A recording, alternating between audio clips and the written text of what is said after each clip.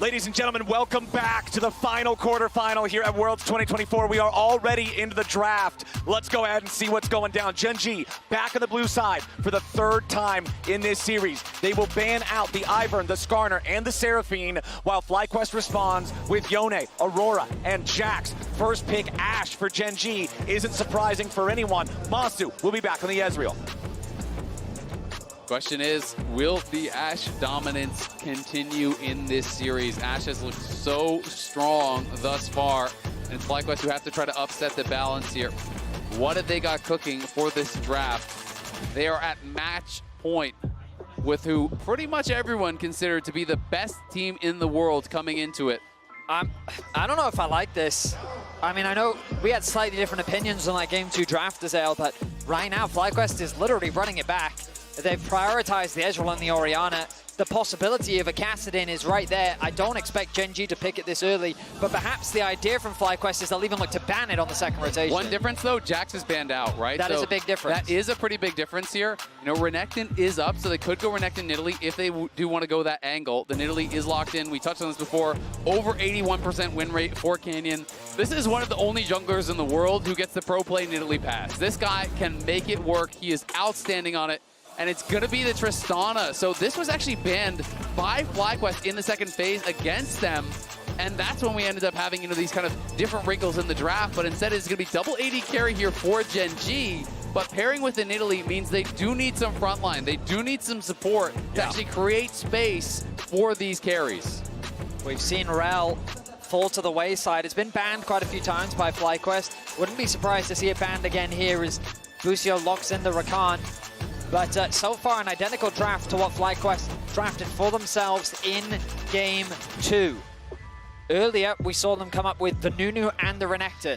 Perhaps those will be where we see big shifts. Of course, with the Jax gone, maybe they want to run back the Renekton again. You guys know very well how comfortable Bwipo is on the champion. Yeah. But the question is, how will they round out this draft? I'm not expecting something like a Sejuani. Maybe they want to go for something a little more aggressive, but you want something that can kind of keep up with the Nidalee in terms of clear speed. I mean, that's the point that we were making about the Nunu the first time we saw this matchup, is Nunu's not afraid of all the invading that Nidalee likes to do, of the high tempo that she can create, stealing away camps, getting there faster. The Xin Zhao going to be the first ban from Gen.G. Remember, this was Inspired's pick in the Game 1 when FlyQuest first shocked everyone, took their first win in this series. Gen.G still paying respects back towards him in the jungle. Absolutely, and I think rightfully so. It did look really, really strong for Inspired. He performed very well on the pick. And not all is going to be that ban, so they are really trying to lock down some of these engaged supports that could cause problems here for Massu, for Quad as well on these carries, trying to make sure that they have the protection for them. And remember, Nautilus is another one of those champions that Gen.G had in the Game 2 win that they got. And I'm so interested now, you know, do you go jungle on 4 here for Inspired, or do they just go towards the Renekton as a denial, right? You know, or are you willing to, if Olaf isn't banned out, are you willing to leave the Renekton up and say, you take Renekton, I'm going to take Olaf and just beat you? I really like these bans from Gen.G, really trying to pinch Inspired's pool. I think from their perspective, they'd be happy to play into the Nunu again. But it looks like the Renekton priority is going to come through for Bwipo. Yeah, I mean, I think it makes a lot of sense. In my opinion, it is Bwipo's best champion. It is a lot of comfort, and it's also a denial. You know, to me, it was either you take this or you are willing to hard counterpick it. So I do like the denial. We'll have to find out now where Kiin wants to go, because Renekton taken away. We have the Jax banned. You know, does he go towards just like a Cassante or something like that? Because they need some frontline, especially for the Ashe. You have to have some champions that are going to create space for that Ashe, so you don't just get ran down by this Rakan Orianna combo plus the Renekton. All right, time's running out. What will be the fourth pick here for Gen.G? Okay. Oh, we're gonna see either top lane or support. Probably Maokai. support. Probably support coming in here, and it should be the Kiin Sante coming through. Famous for this pick. The guy is a monster on it. Definitely one of his best champs, if not his best champ. I think he is very, very strong on it. Also, Lehends just known for his unique, I mean, this is the singed support guy, right? Yeah. We've seen him bring out the Maokai before. He's going to be bringing out again, primarily with the role of providing that extra utility for his team. And now, you know, you have to see how the early game is going to go for FlyQuest, because when you look towards the picks here for Gen.G, really the only setup that they have for the Nidalee Spear is the Maokai, right? Which makes you believe they're going to be targeting down that bot lane. it is Rakan Ezreal, very weak early 2v2 here that has been drafted for FlyQuest, which makes you really think, okay, is it a lane swap? And if it is a lane swap, can you avoid giving over that intel to Gen.G to try to dodge these lanes that could be problematic? One of the big problems I feel FlyQuest ran into in Game 2 was that Bwipo kept running into Peyz. The Ashe into the Renekton matchup was doing so much damage to Bwipo. And I think that they need to do a good job of kind of getting him out of that matchup as quickly as they can. The early swap is going to be incredibly important. You talked about it. We're expecting it to come through from FlyQuest to try and avoid this Ashe lane for the Ezreal. We also have to remember, in that second game, when Gen.G did really run over them, Bwipo also took this really bad trade, got chunked low, and then he got dove, right? And that dive was really what set him so far behind. Because when you are playing this standard lane swap setup, where your top laner is going top and actually laning with the AD carry to get experience and then TPing bot, if you die on that dive, your game is toast. Because you have no teleport to get back, you're going to lose plates, you're going to lose experience, and you're going to fall so far behind.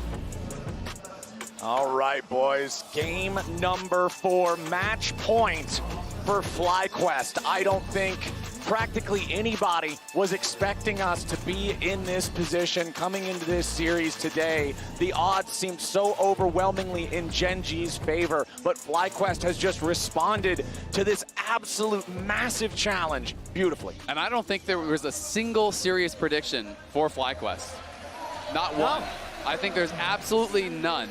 And if they are able to pull this off, I do think it would be the single greatest upset in League of Legends history.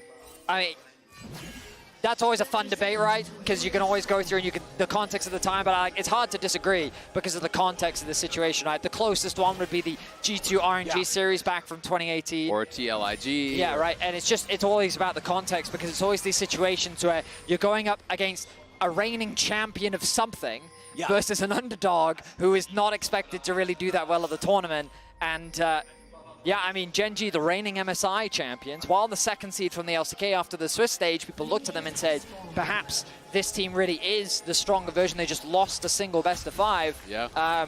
But FlyQuest, they're poking holes in Gen.G's drafts. They're finding creative angles. And quite frankly, they are executing better on a lot of the team fights, which is their biggest strength throughout the year. Absolutely. And that's one of the things where we, as the LCS kind of representatives here, have never really had that. It's always felt like if you get into a good position against the LCK or against the LPL, you're just going to get outplayed in the team fight, right? And watching some of these fights, it really does feel like Quad and Massu are stepping up, and Busio and Inspired and Bwipo are all playing to a level where you're like, you know what? If the game is even, maybe we just win. And I think that is a feeling that I haven't really had before.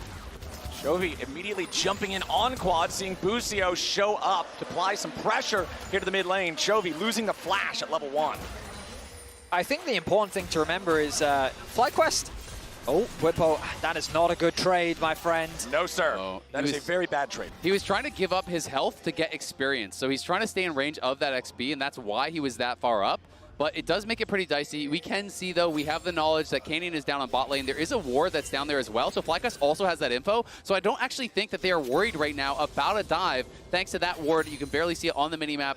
That does spot him out. Okay, recall game 2. That was the one that Gen.G won. These two FlyQuest players were on the exact same champions in that game, and Bwipo taking bad trades early on, sacrificing too much HP, is what enabled Gen.G, who were also playing the Nidalee for Canyon in that game, to facilitate dives, to get early leads, and snowball that game. Now, immediately, Busio again going to claim another flash from a Gen.G carry. I mean, how about this play? And now Lehends, he's going to have to flash or he's in trouble. Yeah, Lehends, victim of the Arctic Assault, as Inspired just trying to make sure that that Summoner spell is committed there too. That's 1, 2, 3 flashes in 3 minutes. Exactly, 3 minutes in, 3 flashes forced. FlyQuest outplaying Gen.G on the map. They got the preferential lanes as well. It's Massu laning against Kiin's Cassante. He's just having a free farm down there. We can see that Peyz is getting sent down towards bot now, and Chovy is getting pressured here by Quad. Chovy, of course, up CS as he always seems to be, but FlyQuest got to be really happy with how these lanes are going. You can see the wave is going to push towards Massu, but we'll see if they do want to try to swap away as the Ashe arrives. Big credit to Busio. He's been involved in all of these early plays. The Rakan showcasing how valuable of a pick it can be in the early game. Nice TP coming through from Chovy as he is getting the slight better of Quad in terms of the isolated 1 versus 1 on this Tristana. But ultimately, a relatively calm early game. No significant advantages gained either side. Standard lanes have now been returned to.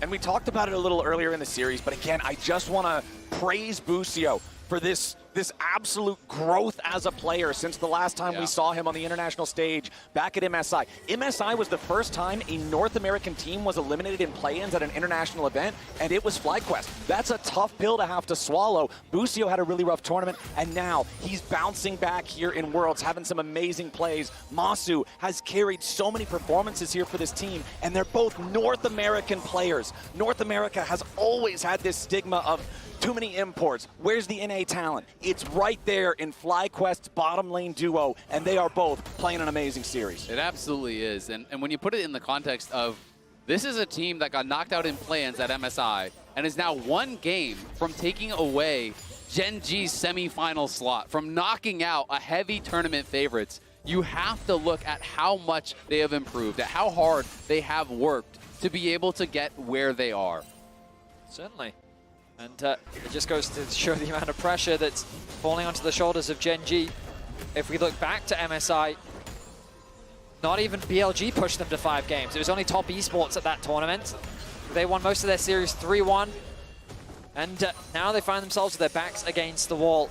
Their composition gives them some decent early game strengths. Once again, getting their hands on the Ashe. Nidalee is a jungler for Canyon, is someone that, I mean, just look at the farm already in the jungle. Canyon has been running around the map, stealing camps away from Inspired. He's about to tick over to level 6. And it's the downside of this matchup for Inspired. That absolutely is. I mean, Canyon is just farming up a storm. You can also see Chovy is pressuring heavily in mid lane. That is where the gold advantage is coming from, but it is slight. And the concern is, look at the gold there on Peyz. Look at the farm on Peyz. He lost his flash early. He's been running around the map trying to find good lane assignments, and he is really falling very far behind.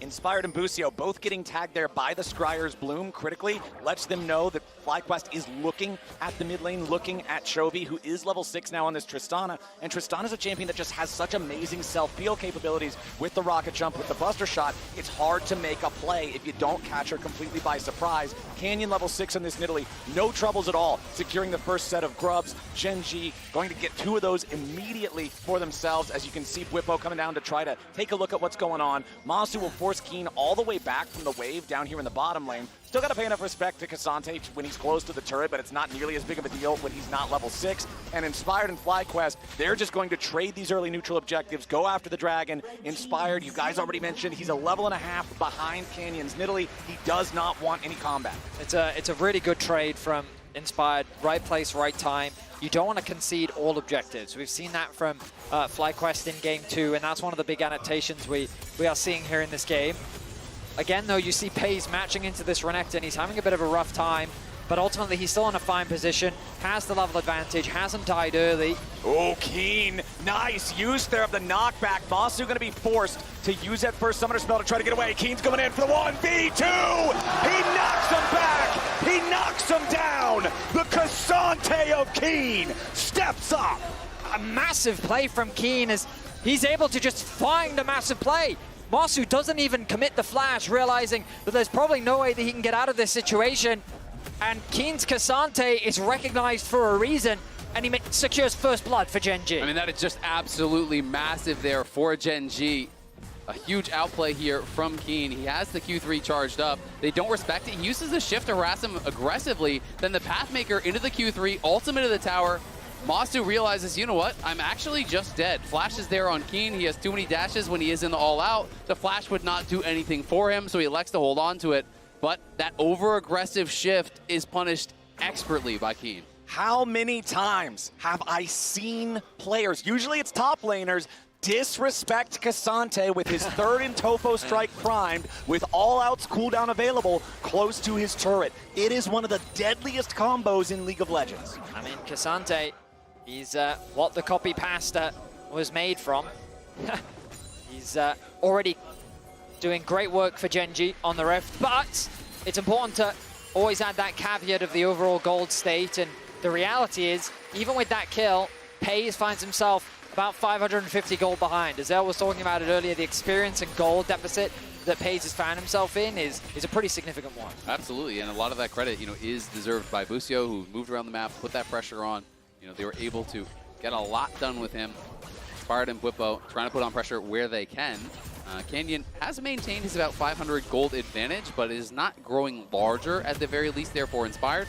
We'll see how Bwipo does hang on now in this 1v1, because despite the farm advantage, he's actually down gold, and Kiin has a really good buy after that 1v2 kill. Yeah, Kiin's feeling great about his current place in the game as Inspired showing up here after Chovy. Arctic Assault flash to lock up the Gen.G mid, and Chovy with a late flash wastes a summoner spell to still be dead. Chovy caught completely off guard there with a great gank from Inspired. Canyon wants to try and contest this crab, but he doesn't have a mid laner to help him. Bwipo comes down. Another objective, a small one, albeit secured for FlyQuest. And you can see the pressure mounting on Gen.G. That is not normally a mistake Chovy would make, wasting the flash with no health remaining.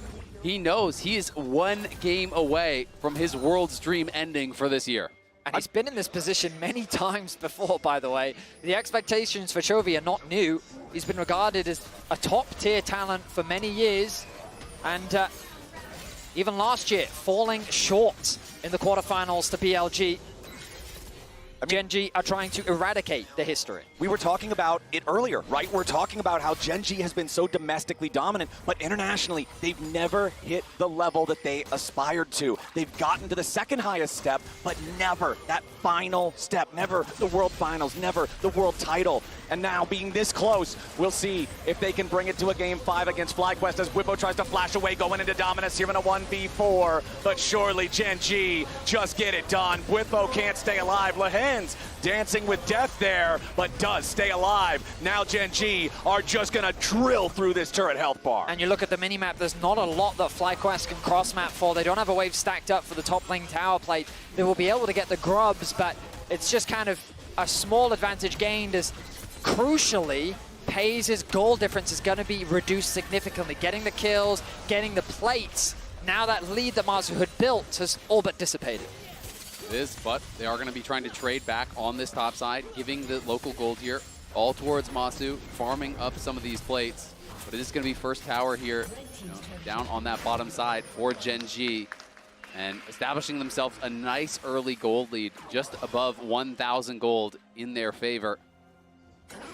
Big early lead there in the bottom lane for the LCK squad. 1,000 gold lead in total just for Kiin over Bwipo on this Renekton. We already saw Kiin get the 1v2 outplay in the bottom lane with his experience on K'Sante, with his mastery over this champion. You have to expect him to be an utter terror once these fights between the full team start breaking out. Absolutely. I mean, Kiin on this champion with that gold lead can take over a game.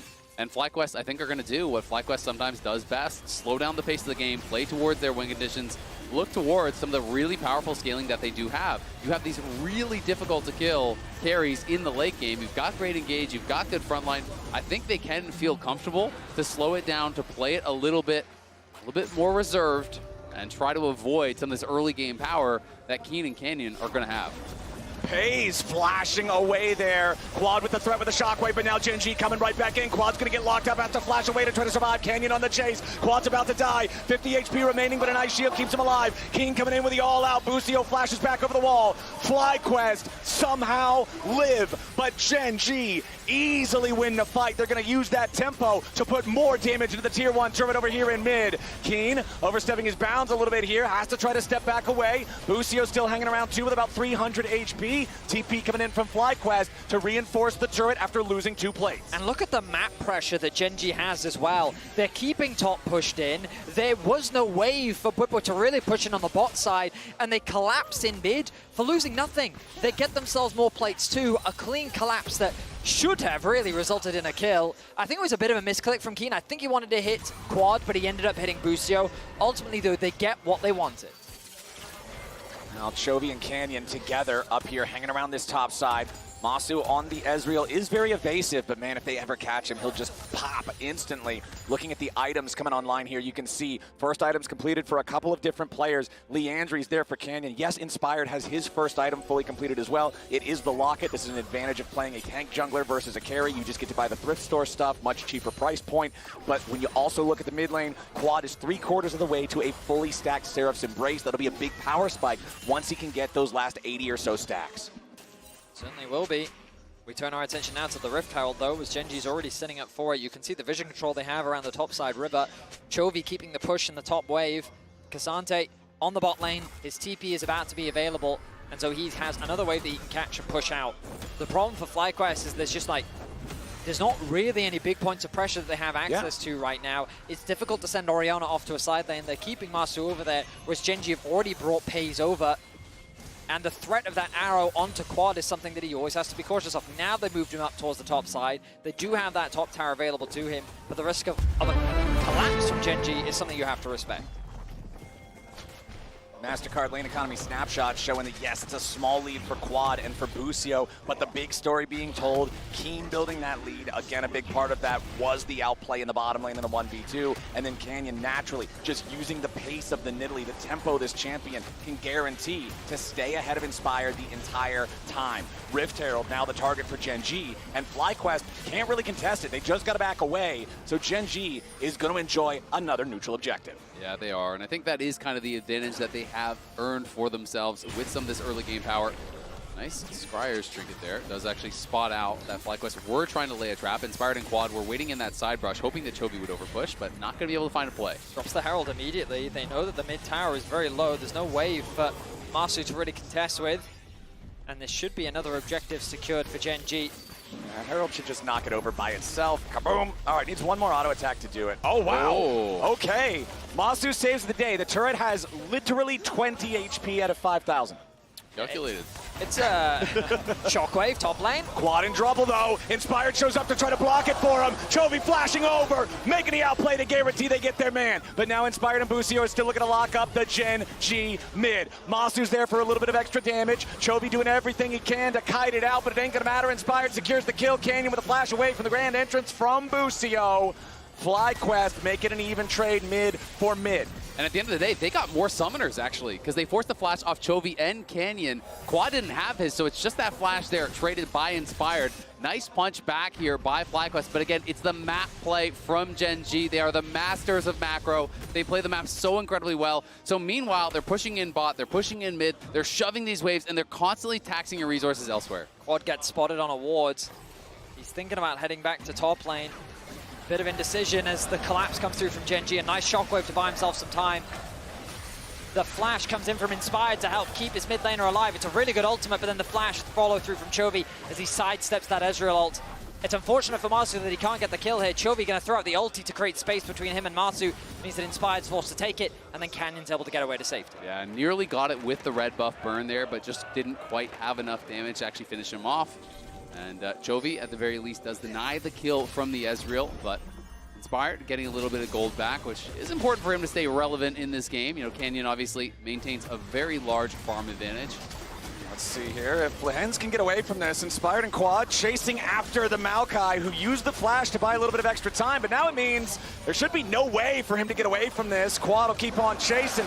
Ball delivery complete as the enemy support is down. And again, we talked about it back in draft, boys. That's the main engage for Gen.G. Without that setup, there's not really a way for them to safely approach for something like this dragon. Meanwhile, an arrow flies out. Kiin going all out underneath the turret, but Bwipo's looking to outplay here with the Dominus. It's a 3v1, but Bwipo gets away for now. Canyon, the backup, the spear connects. Bwipo with a flash away, and the TP's gonna be way too late. Quad goes in to find the shockwave, but a beautiful use of the stasis from Canyon. He stays alive. Gen.G maintain a 1-kill advantage as Quad and Busio have to retreat. The tier 1 turret is down, and Gen.G are holding the wrecking ball. That was such a critical spear there from Canyon. If he doesn't land that on Bwipo, I don't think they can actually go for the dive, but of course he does, because he is Canyon. We're not done yet. Inspired, having to get away now. Dashing out of the river, throwing back the Glacial Prison. Looking to lock up Peyz, who uses the cleanse to try to escape. Massu still firing back. FlyQuest is down 3,000 gold. They've got to be very careful about these fights that they take, because Gen.G are at a point of comfort. Gen.G continue to demonstrate their mastery over macro as they lose Lehends and immediately, without hesitation, turn their attention to the top side of the map. Bwipo, thinking that he can just catch this wave, does a good job of surviving the initial dive, but 3 members wasn't enough. Gen.G had committed 4 to the top side of the map with Canyon coming in on the flank, and as Ezreal said, that spear was crucial. You look at the minimap, Canyon already making his way up, the Ashe arrow, the TP commitment, just this level of awareness of where Gen.G can play on the map to at the very least get something back for the Dragon was masterful. Yeah, I mean, it was really, really big, but Bwipo played well to clear out the wave. If he didn't get attacked by that spear, I think you can just walk out the back and Quad can come in and actually TP in and save the wave, and Bwipo knows that one hurts because not only does he go down, it's the flash, it's the TP, it's the ulti from Quad, it's them losing the tower either way. Yeah. That was a critical moment in the game, and Bwipo knows it didn't go their way. So grubs are even. FlyQuest might be up a single Drake, but it's 3 turrets to nothing for Gen.G. That is a huge part of this 3,000 gold lead they've built so far for themselves. Now Kiin, yeah, he's far forward in the enemy jungle, but more importantly, he's K'Sante. He has to commit the flash to get out, but he still stays alive and doesn't even lose a meaningful amount of health. Gen.G, you just turn your attention to the minimap and you look at how much blue there is. FlyQuest barely have access into the river as the mid is being pushed in, top is being pushed in. Lehends is continuing to extend his vision line forward. Meanwhile, on the bot side of the map, Kiin with a full level over Bwipo is this immovable object. And who's at his side? Canyon. They're literally playing through every single part of the map right now, which usually shouldn't be possible, but they know how strong they are. Yeah, you're talking about a full level lead in top. It's a 2-level lead in the jungle. Bwipo's dominance ain't gonna matter. An arrow through the heart, and Canyon's taking the payday. It's Peyz from downtown, back-to-back arrows, nailing Bwipo. FlyQuest trying to look for some sort of a counterplay on top side, but they just can't find it. And Gen.G are punishing Bwipo time and time and time again. Beautifully done from Gen.G. FlyQuest, let's see if they can find anything here. Inspired's gonna wrap around a little bit, interrupts Kiin, but he can go all out, just immediately using that as the escape lever. Inspired continuing to try to lock up the Gen.G top laner. Massu behind him here for the chase. Glacial Prison finds the mark, but it finds the mark in the middle of the minion wave, which makes it that much harder to find your maximum DPS with the Ezreal, the Mystic shots, just colliding with this trash instead of finding the target you want in the K'Sante. You can see that FlyQuest is just kind of fishing at this point. There aren't many plays for them available on the map. They see if they can try and punish Kiin, but don't quite have the damage to convert it into much. And the game, similar to Game 2, is very quickly snowballing out of control. It really is. And I mean, they may not have a Kassadin, they may not have a Jax, but Chovy is playing through the side lane constantly on this Tristana. And Kiin, utilizing the massive advantage that he has built for himself, is just a brick wall that can constantly push in waves, constantly create avenues of attack for Canyon.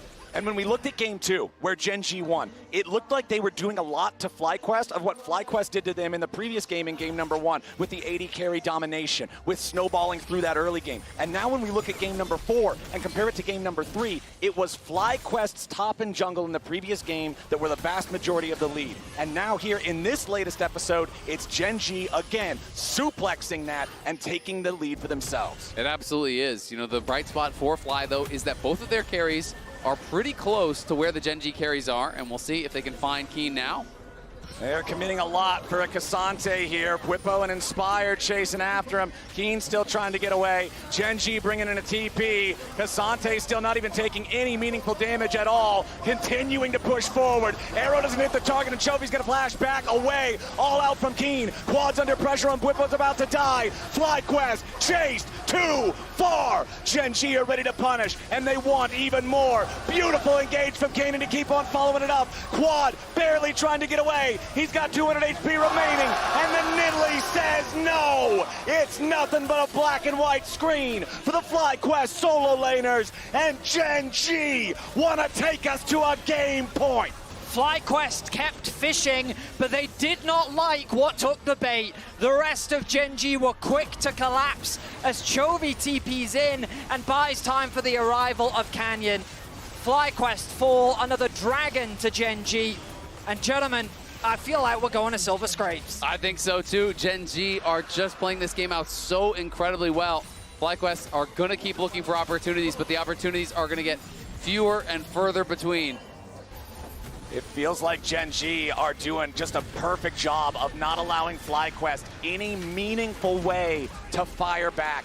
Anytime FlyQuest looks for something, Gen.G's ready to respond. An Ashe arrow from across the map, a teleport to show up and protect somebody, a fourth dude when 3 dudes can't get the dive done. Gen.G is prepared here in this 4th game. I mean, they just can't kill Kiin, right? You know, he's stacking so much armor, so Massu's not going to do it. Bwipo's not going to do it. You're relying on Quad, but at this point in the game, There's just no way. And Orianna can't get it done. Maybe at 4, 5, 6 items, can he threaten Kiin, but it just takes no damage at this point. Massive, massive difference in power between these top laners. Kiin now finally getting a little bit of MR here too. You can see the Negatron cloak with the additional cloth armor and inventory. This should be the Jack show. And honestly, that's all he's gonna need with what you're talking about with the Orianna being this only AP threat. He's so far ahead of Bwipo on the Renekton. And I mean, FlyQuest's only hope in this game is if it goes really, really, really long, right? You know, they need to get to this point in the game where Quad has Magic Pen, where he has a Death Cap, where he has all these items in the AP behind that Magic Pen, and where Massu and him can actually threaten the front line, because that is feeling like that is a good 20 minutes off, and I don't think Gen.G is going to give you that time. This is the clinical precision that we're used to seeing from Gen.G. Little room for FlyQuest to come back, and crucially, we think back to FlyQuest's team fights. That has been their avenue to victory, and Gen.G have denied them any sort of option to get those in this game. It's not been about the 5v5, it's the skirmishes, the 3v3s, the 2v2s, the fights that happen before the objectives even spawn. Perhaps a Baron could be FlyQuest's way back in. Bwipo looking for the flank on Peyz. Dominus pop with the arrow to immediately try to stop the FlyQuest top laner. Sterix Gage to keep him alive. Kiin's ready to keep on pushing forward here with the Pathmaker going in, looking for a little bit more damage onto Quad. Bwipo's going to be dropped first. Quad's going to go right with them. Bwipo and Quad, the solo laners down. A double kill for Chovy as Gen.G do not stop here. They keep chasing the remaining FlyQuest players with Kiin leading the charge. FlyQuest disengaged successfully, but Gen.G run this rift. FlyQuest look for an avenue of attack, but at this point the wallet difference is just too big. The idea from Bwipo there, providing a gate for Busio to get onto the backline. The shockwave combo connects, but it just doesn't do enough damage. Another Baron begun by Gen.G. FlyQuest knows they can't afford to give this one away, but what else is even gonna happen? Chovy and Gen.G chasing after FlyQuest, killing Massu, burying Busio, and just making Inspired head home alone. And Gen.G just landed the knockout punch in this game number 4 with the Baron. That has to be it. Gen.G running away with this one, playing the map so incredibly well, knowing their limits in these fights, knowing how to extend the advantage to impossible lengths. Here we go again. FlyQuest still trying to stop it, but a TP behind him coming in from Kiin. The Cassante that has run the whole game, start to finish, seals their fate. Canyon's unstoppable, and Quad is dead. Bwipo and Inspired can't get anywhere close. Kiin is a brick wall, and FlyQuest don't have any siege equipment. Inspired's trying to escape as Chovy jumps over the wall, but now FlyQuest is in an even rougher spot. Busio wants to make space for his team, but a third and Topo strike knocks back two. FlyQuest still trying to run, but Gen.G's stronger, Gen.G's faster, Gen.G's better. The Titans from the LCK refuse to go quietly into the night. FlyQuest have put up a valiant fight, but just look at the decimation.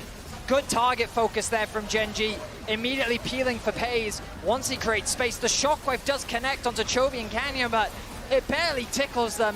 With the damage done, FlyQuest have nothing left but to retreat. Exactly, and I mean, FlyQuest, they know it was always going to be a long shot in the position of this game, but you've got to look for those slim opportunities. This is Worlds. You don't get another series if you lose this one. You got to leave it all out on the Rift, and that's what they're trying to do here. Gen.G, though, just far too strong in this 4th game, and it really starts to become about how are you feeling going into game number 5? What are the picks going to be? What is the draft going to look like? Because FlyQuest likely will be going back to the blue side here, which we have seen so much success on in Worlds. Lehends using the blast cone to get away as FlyQuest just trying to get any sort of a pick they can, just trying to slow this down any way they can. It's only 26 minutes on the clock, but it is a 12,000 gold lead for Gen.G's side as they continue pushing up here in the top lane. Chovy, between his own rapid fire and the buff from Canyon's Nidalee, is an absolute machine gun on this Tristana. The DPS is out of control. He's got the quick blades, he's got the armor penetration on the Mortal Reminder, and he's got the rest of Gen.G beside him. FlyQuest going in for their final Hail Mary. True Shot Barrage over the wall. Lehends tanking up as Chovy gets back away. Inspired down to 300 HP, and Bwipo does nothing. Shockwave on 2 won't matter. Inspired's about to bleed out. Chovy's dominating, and Kiin won't stop. double kill. Back over to Chovy. FlyQuest are gonna have to be ready for game 5 because Gen.G are ready to clean this up. Massu and Inspired trying with everything they've got to defend the last 2 Nexus turrets, but Gen.G is far too powerful. Lehends and Kiin making the space. FlyQuest trying to hold on, but it's not gonna work. Ladies and gentlemen, it's time for Silver Scrapes. We are going to game 5. Everything on the line for these 2 teams. It's all gonna come down to one last game. You all know the drill. Y'all know the tune. Y'all know the song. We'll be right back for Silver Scrapes and game 5.